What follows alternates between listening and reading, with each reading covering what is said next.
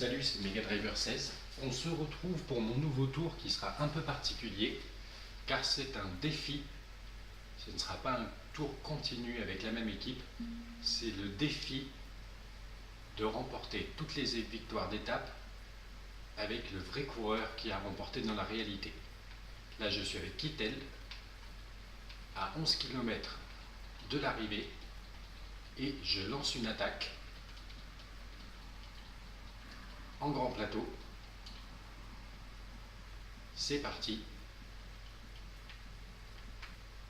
La situation de course, c'est qu'il y a 41 coureurs derrière moi et il y a eu une cassure après le sprint intermédiaire où tous les favoris ont été pris. 155 coureurs à 3,28. C'est marrant. En tout cas, donc comme je disais, le défi de mon nouveau défi, ce nouveau défi, c'est donc à chaque étape prendre l'équipe et particulièrement le coureur qui a remporté l'étape dans le vrai Tour 2013. Donc en l'occurrence à Bastia pour la première étape du Tour 2013. Dans la réalité, c'est Kittel qui s'est imposé. Et donc on va essayer de faire de même ici sur cette première étape. Je lui donne à 5 km de l'arrivée un gel pour que son rouge revienne fort si jamais les équipes de sprinteurs reviennent sur moi.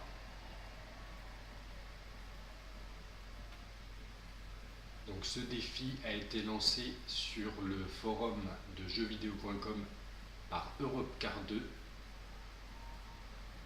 et donc je le relève, même si je sais que ça risque d'être dur sur pas mal d'étapes, en particulier le contre-la-montre par équipe remporté par Orica. Je ne sais pas trop comment ça va être gérable ça dans le jeu. Et l'étape reine de l'Alpe d'Huez remportée par Riblon. Là aussi ça risque d'être délicat. Mais bon, c'est un défi. On va voir ce qu'on peut faire. À 1 km de l'arrivée, Kittel est bien parti pour remporter la victoire. Et voilà, victoire de Kittel à Bastia. Et voilà la superbe victoire d'étape, comme dans la réalité, de Kittel sur la première étape de ce Tour 2013. Salut, c'est Megadriver 16. On se retrouve pour la deuxième étape entre Bastia et Ajaccio du défi remporter toutes les victoires d'étape avec celui qui a remporté dans la réalité. Donc à savoir, à cette deuxième étape du tour, c'était Backlands de la Radio Shack. Donc là, on est au tout début de l'étape et depuis le début, je fais rouler à fond mes équipiers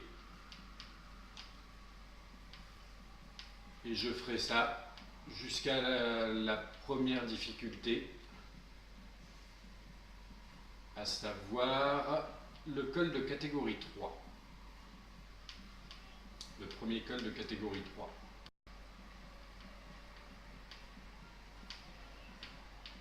Là, tous mes équipiers sont en relais rapide, sauf Backlands, justement, qui doit se préserver un petit peu.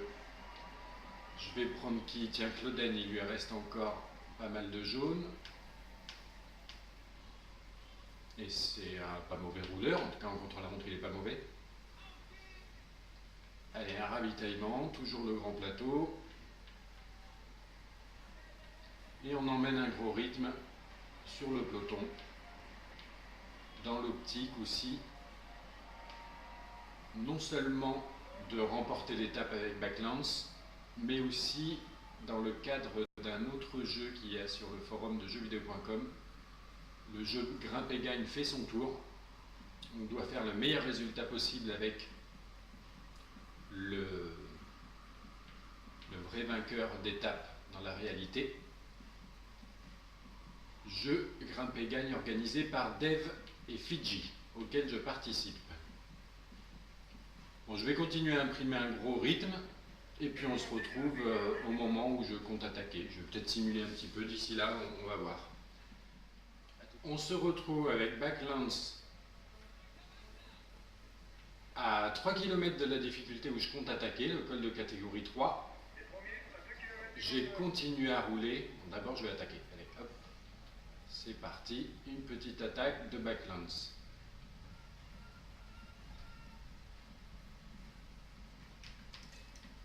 Voilà. J'ai demandé à mes coéquipiers, je vais demander à mes coéquipiers de rester dans leur groupe. Ouais, un petit écart a été fait là, c'est pas mal. Et donc, sur le plat jusqu'au sprint intermédiaire, j'ai continué à imprimer un gros rythme avec mon équipe. Et après le sprint intermédiaire, j'en ai eu un peu assez de rouler comme ça, donc j'ai simulé. Et Kadri et Pérez en ont profité pour partir en échappée. Ils sont 2,52 devant le peloton et 1,38 en bois devant Backlance à présent, qui lance l'offensive. On va essayer d'aller les chercher et même de les larguer et de remporter la victoire d'étape. C'est parti pour un raid quasi solitaire. D'abord, il va falloir récupérer les échappées de Backlance et on va essayer de le faire s'imposer sur cette étape comme dans la réalité. On se retrouve plus tard. On se retrouve donc à 1 km du sommet de la dernière grosse difficulté du jour, le col de catégorie, le deuxième col de catégorie 2 à 56 km de l'arrivée. J'ai récupéré les deux échappés du jour, Kadri et Pérez, et on a 5,24 d'avance sur le peloton. Donc le grimpeur ne m'intéresse pas, Kadri le fait, et là par contre ce qui m'a intéressé, c'est la descente, la longue descente qui nous amène à l'arrivée. Et c'est là que Backlance doit creuser l'écart. Déjà, il va sûrement assez vite larguer ses compagnons d'échappée. Et c'est là qu'il va vraiment entamer son raid solitaire, normalement, pour aller s'imposer, espérer s'imposer sur cette deuxième étape du tour. Qu'est-ce qu'ils disent derrière là? Ils sont déjà un petit peu largués, pas trop, hein. Je suis en petit plateau, j'attends de récupérer un petit peu de jaune. Allez.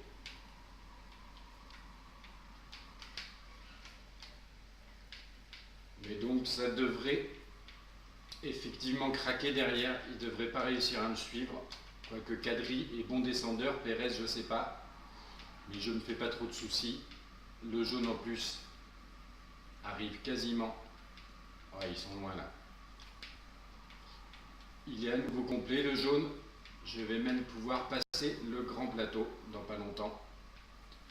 Donc on se retrouve pour le final. Final de cette deuxième étape du Tour de France avec Backlance à 9 km de l'arrivée. On passe la dernière difficulté, je mets le grand plateau. Et en fait, Kadri et Pérez m'avaient rattrapé quand même, hein, au niveau de la descente. J'étais un peu présomptueux, disant que j'allais les larguer définitivement. Par contre, c'est le peloton qu'on a largué définitivement à 8,53. Allez, et là c'est le final. Donc je ne sais pas si dans la petite descente, là j'ai fait un petit trou sur Kadri et Pérez qui m'ont surpris quand même en réussissant à revenir. Là, ils sont à 4 secondes derrière, ok. Je vais rester en grand plateau. Il me reste bien un gâteau, c'est pas le moment de l'utiliser. On est à 5 km de l'arrivée. Là vraiment, Kadri et Pérez, comme je l'ai déjà dit, m'ont bien surpris. Alors j'avais fait une bonne descente quand même avec Backlance. Donc là, la victoire d'étape va se jouer entre ces trois hommes à 4 km de l'arrivée. Je prends mon dernier ravitaillement, je reste en grand plateau. Et là, il faut que je m'impose pour réussir le défi de cette deuxième étape, de remporter avec le vrai coureur. Je ne sais plus dans la réalité en échappé contre qui il était, Backlands, là sur le final. Sûrement pas Kadri et Pérez, hein, mais en tout cas, là, il va falloir assurer. Qu'est-ce qu'ils disent là? Je ne sais pas quel état de forme ils ont. On arrive à 1,9 km. Je pense que Kadri va pas tarder à lancer son sprint. Je reste devant, oui, il lance le sprint. Allez, moi aussi. C'est parti, mais Pérez aussi. Oula, Pérez en peut plus. Et moi non plus, j'en peux plus d'ailleurs. On va tous finir lessivés, mais avec une victoire d'étape pour Backlands en 3h19 minutes et 39 secondes devant Pérez et Kadri. Et un gros temps d'écart fait sur le peloton. J'aimerais bien que ça se passe comme ça quand je fais un tour continu avec une équipe et que je tente cette technique. Rarement j'ai mis autant de temps parce que là, ils prennent 8 minutes 12 quand même, au minimum. Donc bon, voilà, en tout cas, le défi est toujours OK, puisqu'après la première victoire d'étape remportée par Kittel, voici le podium de Backlands qui remporte, comme dans la réalité, la deuxième étape de ce tour. On se retrouve pour la suite de ce défi, la troisième et dernière étape. On se retrouve pour la troisième étape de mon défi de remporter toutes les victoires d'étape du Tour de France 2013 avec les vrais coureurs. Et donc, nous sommes à l'étape d'Ajaccio-Calvi, remportée dans la réalité par Gerrans. Et là, j'ai fait rouler mes équipes à fond, mon équipe à fond, en alternant simulation, rouler un petit peu avec mon équipe, resimuler, rerouler, etc. Et là, je les ai fait relayer à max, mon équipe Orica Green Edge. À 4 km du sommet, je vais leur demander de se calmer, de rester dans leur groupe pour laisser l'opportunité, voilà, à Gerrans, bon puncher, d'attaquer, ce qu'il va faire tout de suite. Allez, on va essayer de surprendre tout le monde. Grand plateau, c'est parti.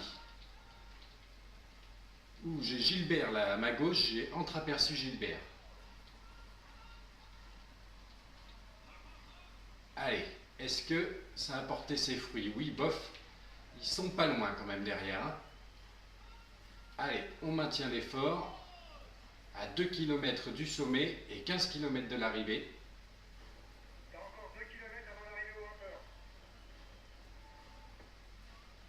On va voir ce que ça peut donner. Je ne sais plus dans la réalité s'il s'était imposé en échappée, Gerrans, ou en puncher comme ça, avec un peloton groupé et où il fait la différence dans le final. En tout cas, ce défi d'essayer de remporter toutes les victoires d'étape avec les vrais coureurs qui ont gagné dans la réalité est quand même sympathique dans le sens où ça me permet de tester, de jouer avec des joueurs avec qui je ne suis pas sûr que j'aurais fait des tours entiers avec leur équipe. C'est le cas pour Orica Green Edge, Gerrans, je ne l'aurais sûrement pas contrôlé autrement qu'en faisant ce défi. Allez, premier ravitaillement, j'ai Gilbert avec moi. Ouh, il y a tout le monde avec moi, oui. Allez, il va falloir être bon, on bascule dans la descente et on attaque dans la descente tout de suite.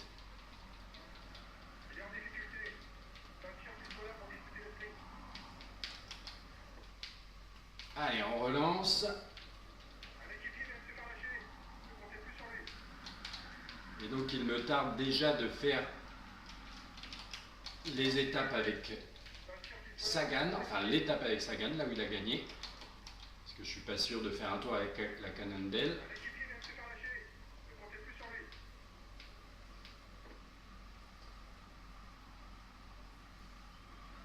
Avec Kittel aussi, j'ai déjà remporté la première étape, mais c'est sûr que j'aurais pas fait de tour avec Argos. Allez, on est à 10 km de l'arrivée. Gerrans a plutôt bien géré la descente. Il continue son effort là, il y a de la barre rouge, donc on continue. Et qu'est-ce que ça dit derrière? Ouh, ça dit que il y a eu un petit écart de creuset quand même.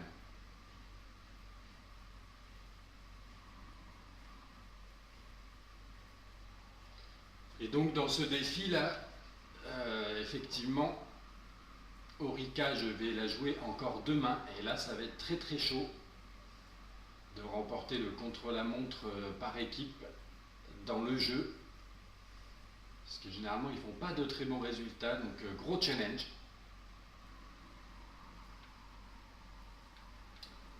C'est sympa aussi, je vais pouvoir contrôler un peu la Movistar, parce que je ne suis pas du tout sûr de la prendre pour faire un tour, ou alors vraiment sur la fin, on verra, je ne sais pas. Je ne pense pas, en tout cas elle est trop forte. Et en tout cas je vais pouvoir la contrôler 2 fois, et en particulier Costa, pour ses 2 victoires d'étape dans la réalité. Donc oui, ce défi est sympathique dans ce sens-là.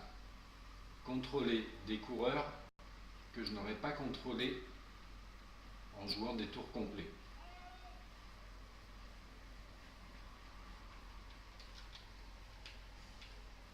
Allez, c'est le moment de prendre un deuxième ravitaillement à 1 km. 1 km, j'ai 21 secondes d'avance. Les sprinteurs m'ont commencé, mais moi aussi je peux commencer, parce que j'ai de la barre rouge. Je les vois mal revenir sur moi, ils ne vont pas revenir d'ailleurs. Et voilà, victoire d'étape de Gerrans sur cette étape de Calvi.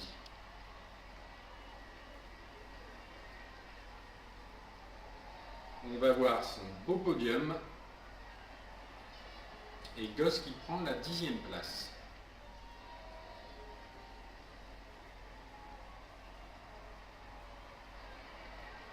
Donc voilà, 3e étape de ce défi, 3e victoire, c'est bien, avec le vrai vainqueur du tour, à savoir Gerrans, qui peut profiter de son podium